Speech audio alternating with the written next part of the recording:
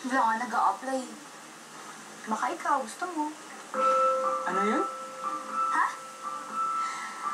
Ang sabi ko, saan yung punta mo? Kasi susuot mo parang wala kang planong swimming. Kasi may meeting kami ng organizing committee ngayon eh. Last preparations na for fashion contest this weekend. Eh, ikaw? Ano ginagawa mo dito? Hinahanap ko kasi si Ellie. Gusto ko siyang tulungan. Gusto mo ko samahan? Sige. Tara. Tara? Yeah. Sir Jason, pag-start na po yung meeting. Sorry, Tami ah. Kailangan kong umalis. Sige. Sige.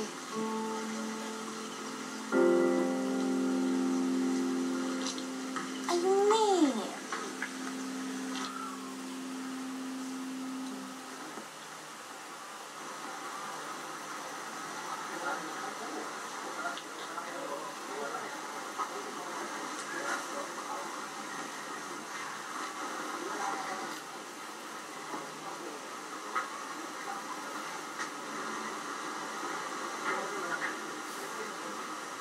Ay! Eh! Ano ba? Ba't mo ako pinalo? Ginulat mo ako eh. Sorry. Teka. Para saan to? Manginis na ka? Gagamitin kita para sa fashion contest. May kailangan pa mong materyales? Gusto mo samahan kita sa bayan? Bili tayo. Hindi, okay lang ako. Salamat na lang. At saka, medyo busy din kasi ako ngayon eh. Kaya, kung di mo sana mamasamain, gusto ko mapag-isa. At saka, di ba ikaw rin naman? Gusto mo mapag-isa? Gusto ko kita usapin kagabi pero ayaw mo naman. Text ako ng text hindi ka man lang nag-reply. Kaya yan, busy din naman ako eh. Bahala ka na. Ito naman oh, masyadong sensitive. Hindi ka lang nakausap kagabi, ang pururot ka na. Alam mo ikaw, ang feeling mo eh. Ako na nga ito nagmamagandang loob eh. Hindi ka ba marunong mag-appreciate ng kabaitan? At paano ka mo naging mabait? Ang yabang-yabang mo nang angas-angas mo pa. At napaka-insensitive mo pa sa feelings ng iba. Kaya ka iniiwan ng mga babae eh.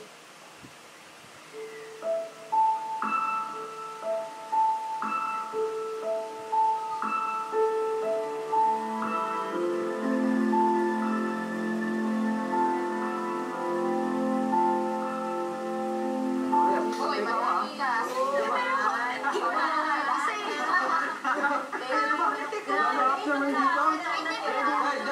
Alam niyo, ang sarap talagang bumotsi dito kay Ma'am. Naman! Siyempre guys, hindi kumpleto ang ube pag wala si Ma'am. Di ba? Oo naman! Ube! Ube! Ultimate barkada experience. Di ba? Ultimate barkada! Ube! Mga barkadang moments natin together na hindi natin makalimutan. Oo, di ba? Ang sarap ng pagkain, sobra. Baba tayo, Julie. Ano po? Moment. Grabe ah. Kailan na ako? Ngayon ka pa niya. Tolo, sige no. Favorite mo yan? Tara. Black? Sarap, pang ube, luto ni Ma'am. Uy, hindi ako nagluto niyan, si Ella.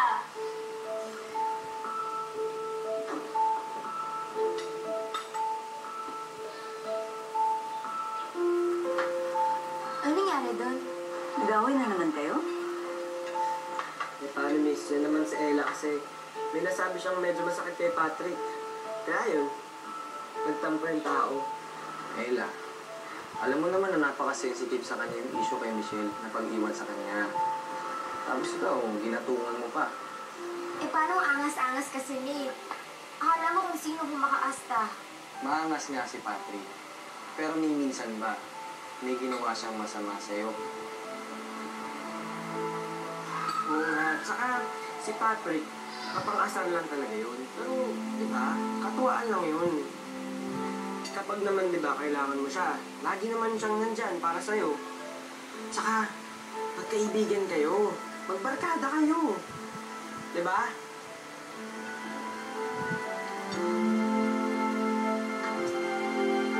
Manong, asa ka na? Sige, bilisan mo.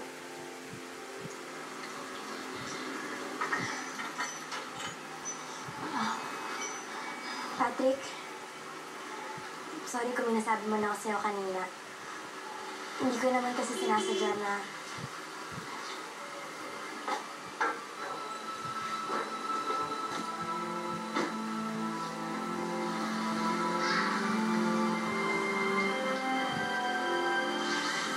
guilty na nga ako eh.